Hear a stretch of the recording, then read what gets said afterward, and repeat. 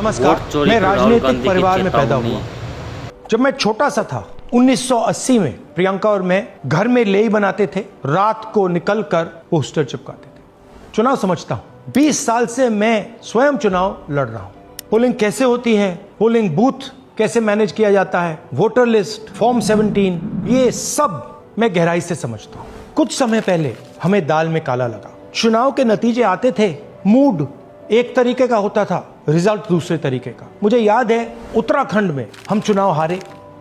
बाद में मैंने कैंडिडेट से पूछा कि जहां रोड शो हुआ था वहां जाके देखिए हमें कितने वोट मिले। हजारों लोग आए थे, पोलिंग बूथ में किसी ने वोट नहीं किया। यह असंभव था, यह हो ही नहीं सकता। उसके बाद छत्तीसगढ़ और मध्य प्रदेश के रिजल्ट, हमें लगा कुछ ना कुछ गलत हो रहा है। 2018 में मध्य प्रदेश में चुनाव होता है, हम जीतते हैं, हमारी सरकार चोरी हुई थी। 2023 में चुनाव होता है, मैंने अपने आंखों से भारत जोड़ो यात्रा में देखा, भयंकर एंटी इनकम्बेंसी, और हमें 65 सीट मिलते हैं। इम्पॉसिबल, हो ही नहीं सकता।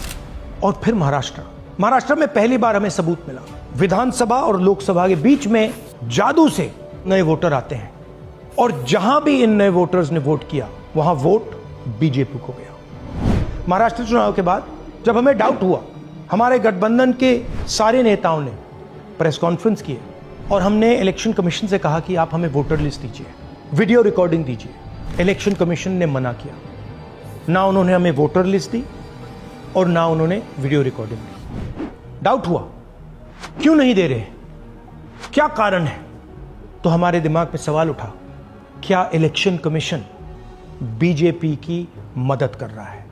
क्या इलेक्शन कमीशन ही इलेक्शन को चोरी करवा रहा है? इसके बाद हमने एक टीम सेटअप की और हमने उन्हें कहा कि आप जाइए, एक कंस्टिट्यूएंसी में जाके ढूंढिए, सच्चाई ढूंढिए, किस प्रकार से चीटिंग की जा रही है, किस प्रकार से यह काम किया जा रहा है और कौन कौन इस काम को कर रहे हैं। सबसे महत्वपूर्ण बात यह है कि इलेक्शन कमीशन डिजिटल डेटा नहीं देता है, फिजिकल डेटा देता है।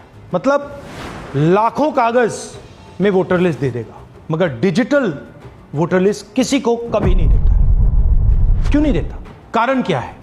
कारण है कि अगर डिजिटल डेटा मिल जाए तो इलेक्शन कमीशन की सच्चाई पूरे देश को पता लग जाए। हमने टीम को बताया, मैंडेट दी कि आप जाके चेक कीजिए, आप 5-7 सीटों पे पता लगाइए कि चीटिंग हुई, और अगर हुई तो कैसे हुई। टीम ने हमें एक दिन बताया कि 5-7 सीटों पे काम किया ही नहीं जा सकता। क्यों? मैंने उनसे पूछा क्यों नहीं किया जा सकता।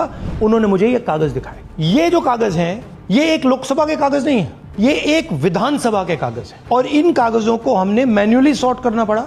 और पूरा का पूरा काम जो हुआ है, इसमें 6 महीने लगे हैं, और एक असेंबली सीट में हम ये काम कर पाए हैं। क्यों? क्योंकि डिजिटल डेटा नहीं दिया जाता। अगर इलेक्शन कमीशन ने हमें डिजिटल डेटा दिया होता तो हम ये कार्रवाई पूरे देश में, हर लोकसभा में, हर विधानसभा में 15 मिनट में करके दिखा देते। हमारे पास अनलिमिटेड रिसोर्सेज नहीं है, इसलिए हमने ये रिसर्च सिर्फ एक लोकसभा में, एक विधानसभा सीट में की। मगर मुझ में अब पूरा भरोसा है कि ऐसी 100 से ज्यादा सीटें हैं हिंदुस्तान में, जो यहां हुआ है उन सीटों में भी हुआ है। और याद रखिए, अगर बीजेपी को 10-15 सीटें कम आती तो आज नरेंद्र मोदी प्रधानमंत्री नहीं होते, इंडिया गठबंधन की सरकार होती।